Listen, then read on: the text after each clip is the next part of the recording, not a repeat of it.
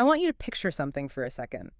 It's 1998, late at night in Shenzhen, China. Think small room, humid air, and just the blue glow from one of those big old-school monitors. Damn there. I can practically hear the dial-up modem screaming. Exactly. And in that room, there's this young guy just typing frantically. He's exhausted, and he is pretending, with everything he has, to be a young girl in an online chat room. Wow. Okay, that sounds like a strange opening to a movie. I'm not sure if it's a thriller or, a cautionary tale. You'd think so, right? But that's actually the real origin story of a man now worth over $30 billion. We're talking about Pony Ma, the founder of Tencent. The guy behind WeChat, the architect of, basically the digital life for more than 1 billion people. That's the one. And that image, a future billionaire catfishing his first users, is the hook from the source material we're looking at today. But here's the twist. We're not using a biography. We're not even looking at a business school case study. Our source is a script designed to teach business English. Which is such a fascinating way to look at this. It's called The Secret Hustle of Pony Ma. And because its goal is to teach, it cuts right to the chase. It boils this huge story down into these really specific power words. It's incredible. It uses this epic story to teach words like resilience and scaling. Yeah. And that's our mission for this deep dive. We're going to unpack those concepts, resilience, scaling, user experience, and see what they actually mean in the real world. Because that opening scene, it tells you that the reality of hustle is a lot weirder and frankly more desperate than what we see on Instagram. It really is. Okay, so let's go back. 1998, Pony Ma launches OICQ. This is the ancestor of WeChat, a basic messaging app. He builds it, he flips the switch on the servers, and what happened? Nothing. Absolutely nothing. Crickets. Our source material calls this the ghost town phase. And that is just a terrifying phrase for anyone who's ever built anything. We need to really understand why ghost town is like instant death for a social app. Right. If you build a calculator app and you're the only one using it, it still works. 2 + 2 is still 4. Sure, but a chat app. A chat app's value is the other people. It's like showing up to a party. If the music's on, but nobody is on the dance floor, what do? I'm out of there immediately. Feels awkward, you know? You think, I must have missed the memo, the real party somewhere else. Exactly that. Yeah. It's about social proof. So Ma was staring at this ultimate chicken and egg problem. You need users to attract users, but you start with 0. The script points out that if an app looks empty, people just delete it. Your user retention is literally 0. So he's there, looking at these empty servers. The stadium is built, the gates are open, and all the seats are empty. Now, the standard advice would be what? Marketing? Ads? A big PR push, maybe? But it's 1998 in China. That whole infrastructure, it's just not there. And he definitely doesn't have a huge budget. And this is where we hit the first big concept from the material. Resilience. Ah, yes, resilience. That word is on every motivational poster in every office break room, usually with a picture of a cat hanging from a tree branch. Right, hang in there. We usually think of it as just not quitting. But the source defines it a bit differently, more tactically. The ability to recover quickly from difficulties. So it's not passive. It's not just sitting there and taking the punches. No, it was active. For Pony Ma, resilience wasn't just refusing to shut down the company. It was him realizing, okay, the market isn't coming to me. So I have to create the market. Exactly. He had to build the illusion of a market himself. Which brings us to the secret hustle, because this is the part that I think is just wild. He didn't write some clever bot to do this. He didn't use an algorithm. No. He used his own 2 hands. He started creating fake profiles. And yes, as you said, he often used pictures of young women as avatars. I have to stop you there. I mean, isn't there an ethical question here? He's tricking people. Oh, absolutely. Yeah. It's a huge gray area. It is deception. But from his perspective, the context was survival. He just needed to be the first hello. Think about it. A real user logs on. Some guy in another city just exploring this new thing called the internet. He sees an empty user list, he logs off, and he never comes back. But if he sees Jenny is online, he might say hi. He might.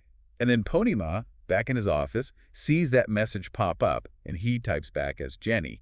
He became the community. He was the personality behind dozens of different accounts. So just imagine the burnout. You spend your day coding the app, and then you spend your night role-playing to convince the first 10 people that the app is worth using. It's unbelievable. And it leads us to the second big concept.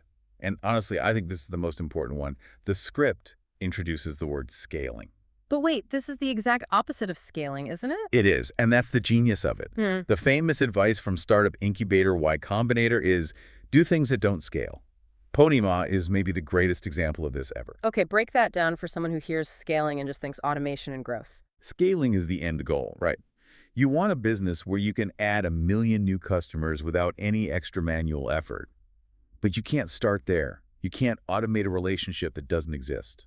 So he had to, what, hand crank the engine to get it started? Perfectly put. Yeah. He had to manually turn that crank again and again until the engine finally caught and could start running on its own. He did the grueling, unscalable work to build the foundation for what would become one of the most scalable businesses in history. It's like pushing a stalled car. It takes all your effort just to get it rolling an inch, but once it has momentum, you can jump in and steer. Exactly. And the source points out a hidden benefit to all this. It uses the word empathy. Empathy. That seems like a strange word to use for catfishing. I know, but think of it in terms of product development. Most CEOs, they sit in a boardroom and they look at a chart that says 15% of users left last month. They see the number. They don't know why. They're detached from the actual experience. Completely. But Pony Ma, he was in the chat rooms. He was using his own buggy software, trying to have a conversation. He knew exactly how slow the messages were. He knew which emoji were ugly. He felt the pain every time the connection dropped. So he wasn't just getting customer feedback. He was the customer. He was the customer. He was the user. And that gave him a level of product intuition that you just can't buy with market research. He learned firsthand that speed was everything, that file sizes had to be tiny because internet connections were awful. He knew the pain points because he lived them every single night. That's a huge difference. It's the difference between reading a report about problems and actually experiencing those problems yourself. A massive difference. Yeah. One is academic, the other is visceral. Okay, so the hustle pays off. The car starts rolling. The ghost town becomes a city. OICQ becomes QQ. Then comes WeChat. The empire gets built. And this is where the story usually ends, right? The founder makes it, the credits roll, and we assume he's off on a yacht somewhere. But the source pivots here. It moves from the startup chaos to the growth phase, and it highlights a behavior that you could argue got even more intense. It brings up the legend of the 4 a.m. emails. Yeah, a story that apparently still gives Tencent employees nightmares. So the company is huge at this point, thousands of employees. But the script says Ma never stopped being a user. He'd be up in the middle of the night sending emails, and they weren't about, billion-dollar mergers. No, they were about pixels. One single pixel. This logo is off by 1 pixel, or the kerning on this font makes it difficult to read. And this is where the source introduces the ideas of intensity and attention to detail. Okay, I have to play devil's advocate. Is that great leadership, or is that just horrible micromanagement? If I'm a designer and the billionaire CEO emails me at 4 in the morning about a pixel, I might just quit. It's a totally fair question. And in another company, maybe it would be toxic. But the source frames it through the lens of user experience, or UX. And we have to see UX as more than just design. We have to see it as a form of respect. Respect for the user's time and attention. Exactly. Pony Ma understood something fundamental about the internet. The cost to switch is zero. Zero. If I go to a physical store and the layout is a little annoying, I'll probably stick around because I already drove there. Yeah. But online, if your app is ugly or a button is hard to find or it loads half a second too slow, I'm gone. I close the tab, I download your competitor. It costs me nothing to leave. The margin for error is basically non-existent. It is razor thin. So those 4 a.m. emails weren't just him being a perfectionist for no reason. It was his way of sending a message to the entire company that good enough is the enemy. He believed that the user experience was their only real competitive advantage. It reminds me of those Steve Jobs stories, being obsessed with the screws inside the computer that no one would ever see. It's the exact same philosophy, the obsession with the craft. Except with software, every user sees that pixel. Every single person interacts with that font. It's not hidden at all. It's interesting. We tend to celebrate the big picture visionary, the person with the grand plan.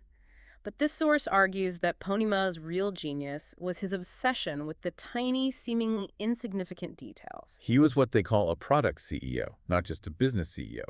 And that obsession creates a culture. If your boss cares about 1 pixel, you, as an employee, start caring about every pixel. Yeah. It cascades down. Okay, let's move to the final piece here because the source sets up a really powerful contrast.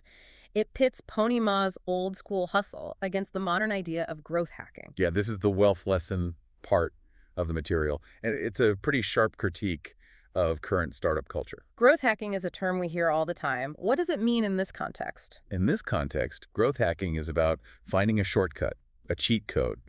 Using AI to auto-generate your content, buying fake traffic to make your numbers look good, finding some loophole in an algorithm, and looking for that silver bullet. It's the get-rich-quick version of building a company. How do I get 1 million users without ever actually talking to one? You nailed it. And the source warns against this directly.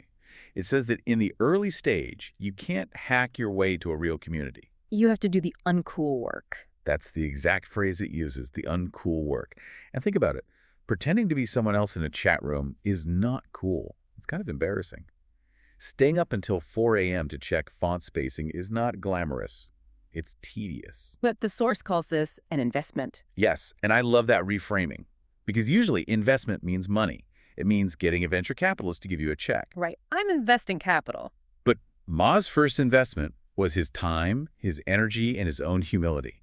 It was an investment of hard work today for the empire of tomorrow. That word humility really stands out. We don't really associate billionaires with humility. No, we associate them with ego. But think of the sheer lack of ego it takes to do what he did. He was willing to be a nobody, to be the anonymous customer service rep for his own product. A lot of founders today, I think their pride would get in the way. They'd say, I'm the CEO, I do strategy, I'll hire an intern to do the chatting. And I'd argue those are the founders who usually fail. They separate themselves from the reality of their product way too early. They want to be the king before they've even built the first hut in the village.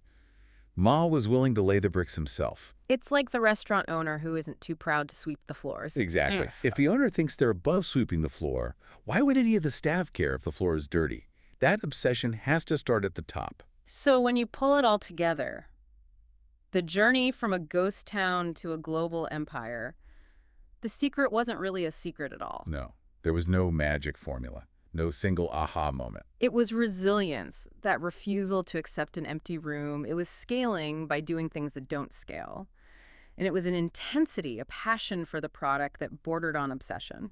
And what you're left with is a blueprint that's actually kind of simple. It's almost disappointing for people who want a trick.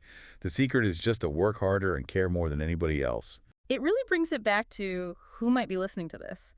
People who are trying to build something, learn something, maybe learn a new language, like the original audience for this script. The lesson is universal. You cannot automate the beginning. Say that again. You cannot automate the beginning. Whether it's a business, a new skill, a relationship, you have to be the initial energy. Yeah. You have to provide that first push.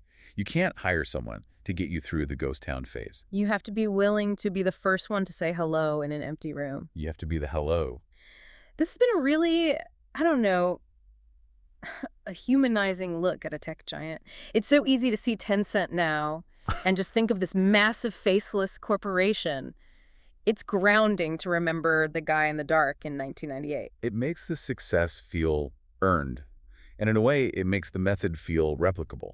Maybe not the billions of dollars, but the mindset. Which is the perfect setup for the final thought. The source material ends with a question that I think is just a fantastic gut check for anyone listening. It is a really provocative question. The script asks, if a billionaire can pretend to be a girl just to get his first 10 users, what are you willing to do for your dream?